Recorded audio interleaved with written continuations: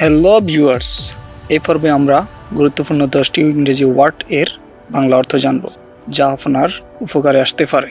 এই ভিডিওটি আপনার বিন্দু পরিমাণ ও যদি উপকারে আসে তাহলে অবশ্যই আমাদের চ্যানেলটিকে সাবস্ক্রাইব করবেন, যাতে পরবর্তী ভিডিও আপনার কাছে পৌঁছে যায়। তো চলুন আমরা ওয়ার্ডগুলো জেনে আসি। এ একটি, অ্যাবেন্ডন ত্যাগ করা বা পরিত্যাগ করা, অ্যাবেন্ডনেড লম্পট,